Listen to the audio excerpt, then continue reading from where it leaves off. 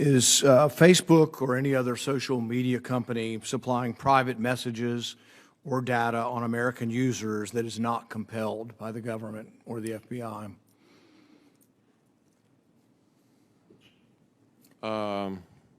Not compelled. In other words, not in response to legal process. No warrant, no subpoena. They're just supplying you information on their users.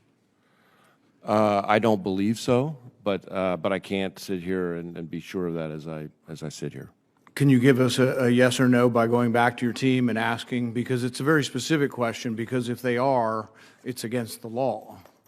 The law, the Stored Communications Act, the Electronic Communications Privacy Act of 1986 prohibits providers from sharing electronic communications with any person or entity unless it's compelled. This was done to protect the privacy of people so we could feel like we can send an email or direct message to people without having that information given over.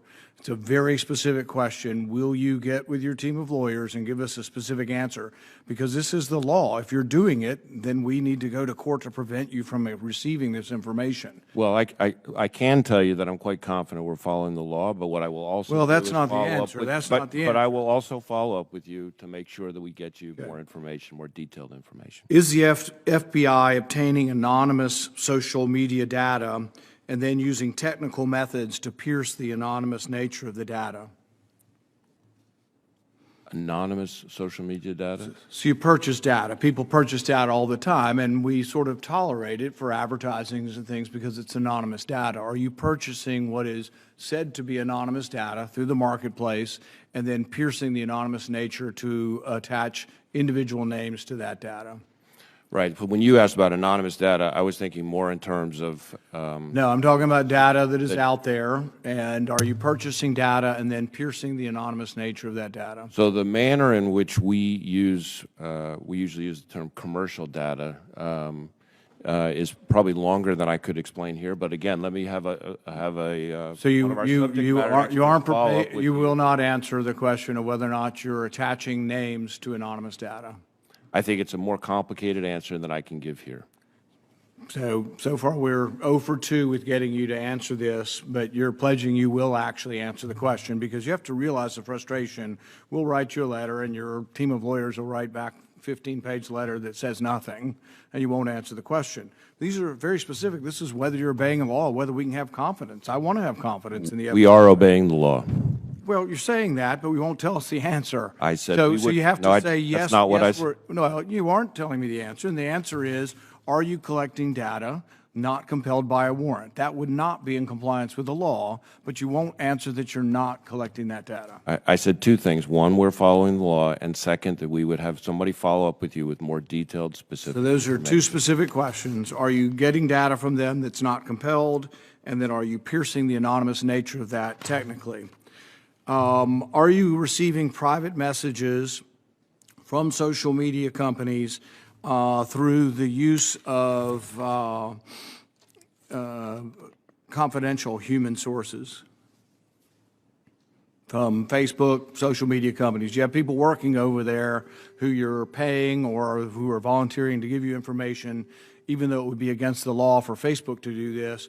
But now you're saying, well, we'll get around the law by using confidential human sources. You mean, just to be clear, I'm following the question, you mean, in effect, recruiting a human source inside the company? Exactly. Yeah. No, I don't believe so. I think what we have had situations where we have confidential human sources, not employees of those companies, but who report to us on their own communication. So if the two of us had a communication and Secretary Mayorkas was a human source, he could report to us about what he is saying to me. Once again, I'd like the answer to be more specific from your team. Not that I don't believe so, but that you are or are not using human confidential resources within Facebook. So we get back to the idea of whether or not you're getting information for them outside the warrant process, because the next question is, which you probably won't answer either, is, are you taking information that you're getting not through the warrant process and then going around and coming back and using that as a predicate for getting a warrant to actually get the information you've already been given? I'm not sure I'm completely following the... Basically, you get information that Facebook's volunteering. This has all been written up in the Post article. You're familiar with the Post article with the accusations. And the question is, are you getting information they're giving to you? They say, oh, somebody says January 6th was great. Here's information on this guy. Then you're taking it and then using it as a predicate to say, well, now let's go to the court and get a real warrant and get the information we already actually got without a warrant. So we get tips and leads from all over the place, from members of the public, from businesses, from community leaders, from other and government partners all the time. And we use the tips and leads that we get to often form predicates for law. Are you getting tips and leads from Facebook and social media companies? We get tips and leads from companies, absolutely. Right. It includes private information. I'm not aware of us receiving any tips or leads. Because see, here's the point: you may think it's just jolly well to get all this stuff without a warrant that people volunteer to you, but many of us are alarmed that you're getting this information that are private communications between people because it is against the law. It's against the law for Facebook or social media companies to give it to you, but it's also against the law for you to receive it. So you're going to have to very specifically go back with your team and search over whether you're doing it, not just say, we're probably not, we obey the law, we're good people. Well, no, there are doubts because this has been reported. Even the FBI, when you responded to the New York Post article, said that companies are referring information to the FBI with investigative value relating to foreign malign influence. Now, there'd probably be a great deal more tolerance about that if it's foreign malign influence. But the question is, are you also receiving information on so-called domestic? But what would that mean? Is someone questioning whether paper ballots are an accurate way of running election? Is that good enough for you to be getting our private information because we have a political beef with the way votes are counted or recorded in our country?